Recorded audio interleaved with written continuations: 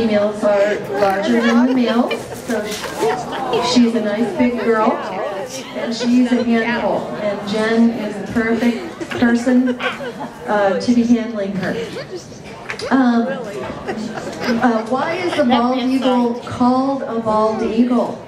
Well, in Old English, the word bald once meant white. And so therefore the eagle was named the bald eagle by the early settlers of North America, because bald once meant white in Old English. The average weight of an adult female is about 11.5 pounds. Is that what she weighs, Jen? She's just heavy, she said. Their wingspan of an adult female is just over 7 feet. The vision of a bald eagle is the most important and powerful sense. They can see their prey up to 2 miles away, depending on the size of the prey. Wow. Bald eagles do not obtain their white head or their white tail until they're about 5 years old. So before then, this beautiful girl had a dark head, she had a dark tail, she had a black beak, and her eyes also change color as she becomes more into adulthood. The oldest recorded wild bald eagle was about 28 years old. That eagle was banded in 1965 and recovered in 1993 within 12.5 miles of the site where it was banded. But at the time, in 1965, they did not record the age of the bird when they banded them. So that 28-year-old bird was most likely even older than that as a wild bird. One of the oldest captive bald eagles lived to be about 50 years old. So quite an amazing lifespan. I mean, living nearly as long as us. Fish are their primary food source, followed by birds and mammals.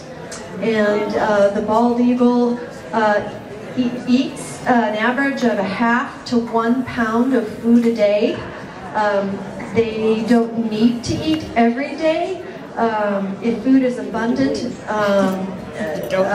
they have the ability to gorge and store up to about 2 pounds. So they can scarf down about 2 pounds of fish there. So, yeah. I think Jenny's gonna she's gonna have an award after all this is over with. So, were there any questions that you had?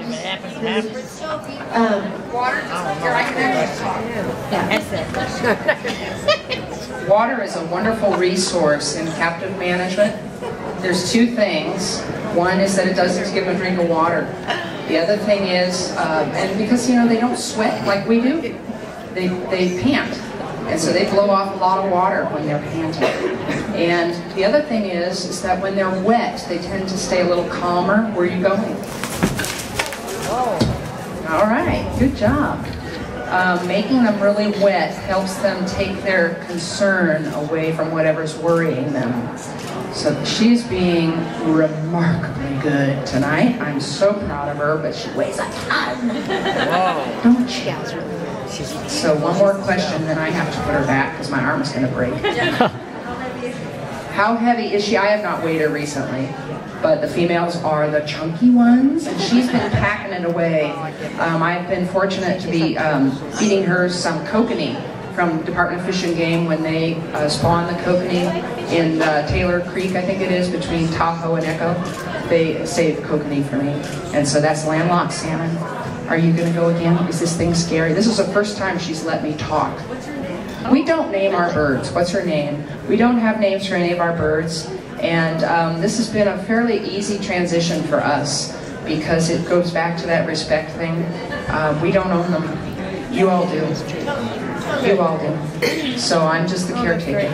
and I hope I'm doing a good job. So I'm going to hand this off to Carrie, and hold your applause because I need to get her back safely into her carrier. And thank you so much for being so kind. Thank you. Thank you. Isn't this amazing? I mean, I feel that all of us here are just so fortunate to even be able to have seen her up close like that, and to, you know, just have a little piece of her in our heart. We wanted to thank all of you tonight. This has been an amazing night, and thank you for your patience. We still have a raffle coming up, and once again, we do hope that you will get some raffle prizes tonight. Thank you. Thank you.